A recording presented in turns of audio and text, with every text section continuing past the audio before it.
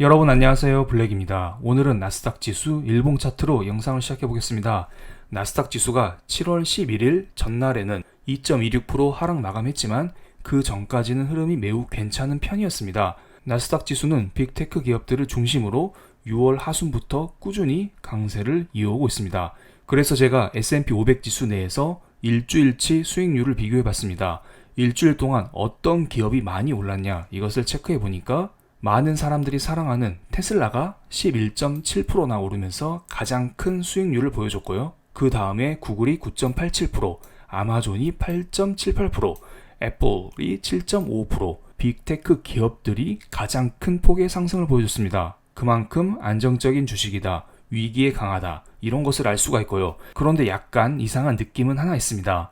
요즘 미국의 소비자 물가 지수가 3개월 연속으로 8%대를 기록하고 있습니다. 그리고 7월 13일에는 미국의 6월달 소비자 물가 지수가 발표가 되죠. 많은 전문가들은 이번에는 8.8%가 나올 것이다, 이렇게 높은 소비자 물가 지수를 예측하고 있습니다. 이것은 WTI 국제유가 차트인데요. 전쟁 이후로 꾸준히 상승해오던 국제유가는 6월달에 피크를 찍고 쭉 떨어지고 있습니다. 6월달 물가 상승률은 7월에 발표되고 그 다음 7월달 물가 상승률은 8월에 발표가 됩니다. 7월달 물가 상승률은 국제유가 레벨이 다운되었기 때문에 전체적으로 조금 떨어지겠구나, 이렇게 생각을 하겠지만 현재 음영쳐 있는 부분 6월달의 국제유가는 꽤 높은 편이죠. 그렇기 때문에 6월까지는 여전히 물가가 높겠구나, 이렇게 생각해서 많은 전문가들은 6월달 물가 상승률을 8.8%로 점치고 있습니다. 7월 13일에 발표되는 6월달 소비자 물가 지수 상승률이 8.8%보다 높으면 이번 7월달 연준회의에서 금리를 75bp 올리겠지만 다음 9월달 연준회의에서 50bp가 아니라 75bp를 올릴 수 있다, 이런 이야기가 나올 수 있겠죠. 그렇기 때문에 이것은 증시의 악재로 될 것으로 보이고요. 그런데 만약에 그 반대로 소비자 물가 상승률이 낮으면 예상치를 충족시키는 것이기 때문에 빅테크를 비롯한 여러 주식들의 단기 반등이 나올 수가 있습니다. 그리고 여기에 7월 13일 이후 실적 발표에 따라서 주가가 움직일 거라 봅니다. 빅테크 기업들은 현금 흐름이 가장 좋고 실적도 미국 기업들 중에서 가장 좋기 때문에 약간의 호재만 나와도 지금까지는 민감하게 반응이 왔었습니다. 그런데 이 정도는 누구나 할 수 있는 이야기죠. 물가가 낮으면 주가가 오르고 물가가 높으면 주가가 떨어지는 것은 당연한 일일지도 모르겠습니다. 그럼 여기에서 중장기적으로 긴 호흡으로 봤을 때 빅테크 기업들은 어떻게 될까요? 그래서 저는 시계를 2018년, 2019년 미중 무역 전쟁이 한창 있었을 때 이때로 돌려보겠습니다. 이때 당시에도 지금과 비슷한 느낌이 있었습니다. 이때는 미중 무역 전쟁으로 인해서 미국 경제가 점점 안 좋아지고 있었던 시기였습니다. 미국 경제를 가늠할 수 있는 ISM 제조업 PMI는 2018년 9월 달에 피크를 한번 찍고 꾸준히 내려가는 모습을 보이고 있죠. 지금도 마찬가지예요. 지금도 2021년 4월 달에 ISM 제조업 PMI가 피크를 찍고 꾸준히 내려가고 있습니다.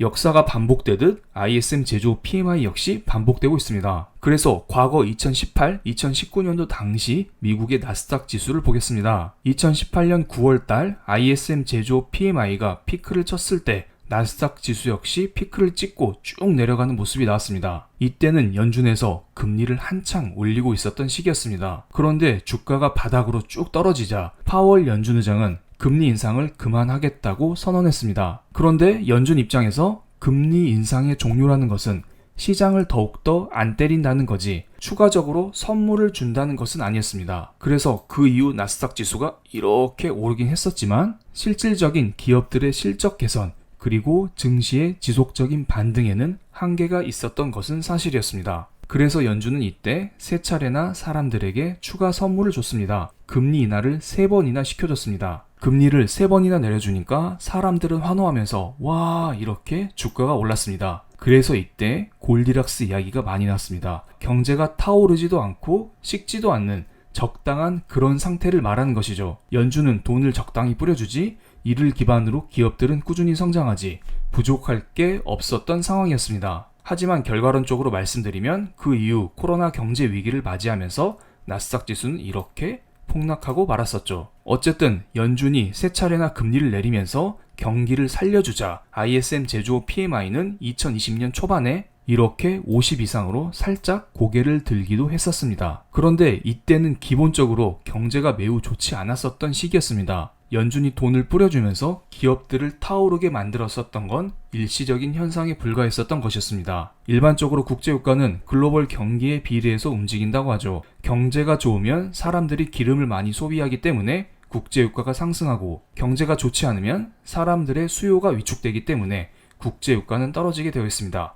그럼 2018, 2019년 미중 무역 전쟁이 한창이었을 때 국제유가는 어떻게 움직이고 있었을까요? 이때 당시의 국제유가는 전반적으로 하향세를 그리고 있었습니다. 2019년 중반에 연준에서 금리 인하를 3번 했었기 때문에 그나마 국제유가의 하향세가 덜 나왔던 것이고요. 실제로 연준에서 뽕 3방을 딱딱딱 이렇게 놓자 사람들이 막 이러면서 국제유가가 조금 올라가는 모습이 나오기도 했었습니다. 그런데 여전히 이때 당시의 흐름은 경기 침체였습니다. 이것은 코로나 경제 위기가 터지기 직전 2020년 3월 달에 나온 기사입니다. 이때 국제유가가 계속 떨어지니까 산유국들은 감산 합의를 했습니다. 그래서 사우디아라비아가 가장 적극적으로 감산을 하고 있었는데, 하지만 산유국 중 하나인 러시아는 감산을 하지 않았었죠. 그래서 2020년 3월 오펙 회의에서 러시아가 감산을 거부함과 동시에 4월부터는 각국의 상황에 맞게 생산을 조정해야 한다고 선언을 했고, 사실상 기존 감산 기한 연장에도 선을 딱 그어버렸습니다. 이렇게 오펙 국가들 내에서 이견이 생기자 국제유가가 폭락하면서 전세계 증시가 폭락했었던 것입니다. 실은 코로나는 약간 핑계에 불과했고요. 경기 침체가 터지면서 경제 위기가 왔다, 이렇게 보시면 될 것 같습니다. 이번에는 다시 미국의 소비자 물가 지수 차트로 돌아가 보겠습니다. 과거에 2018, 2019년도에도 지금처럼 경기 침체 이슈가 있었습니다. 그런데 이때에는 물가가 2%대였기 때문에 연준에서 금리 인하를 3번 하면서 주사를 땅땅땅 이렇게 놓으면서 사람들에게 활력을 줄 수 있었습니다.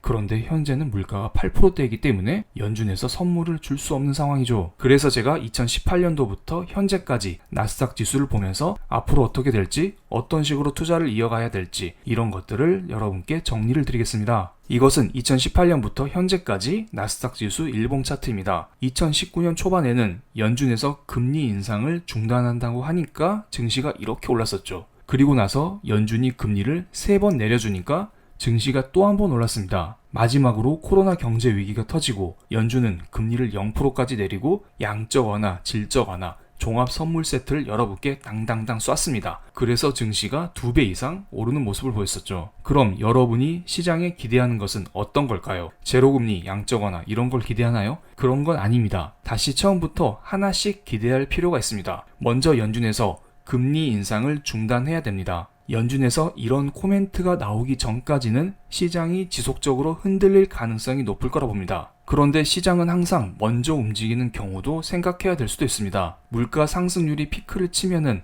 앞으로 연준에서 금리 인상을 중단할 수도 있을 거라 봅니다. 그렇기 때문에 1차적으로 소비자 물가 상승률이 피크를 치는 것을 확인을 해야 되고, 그 다음에 연준의 금리 인상 중단 코멘트까지 확인할 필요가 있어 보입니다. 그 사이에 조금씩 분할 매수하는 것은 여러분의 자유지만 확실하게 하기 위해서는 금리 인상 중단 코멘트를 확인할 필요가 있어 보입니다. 그리고 지금의 인플레는 생각보다 꽤 길게 이어질 수 있어요. 그래서 나스닥 성장주 이것보다는 좀 더 안정적인 S&P 500 지수에 투자하는 게 어떨까, 이런 생각을 하고 있습니다. 실질적으로 저는 지금은 14년 만에 투자 기회가 왔다고 봅니다. 하지만 서두르지 않고 천천히 잡아가는 것을 여러분께 권해드리고 싶습니다. 자세한 투자법은 영상 위 링크에 공유드렸으니 참고해 주시면 감사드리겠습니다. 그럼 오늘 영상 여기서 마치겠습니다. 감사합니다.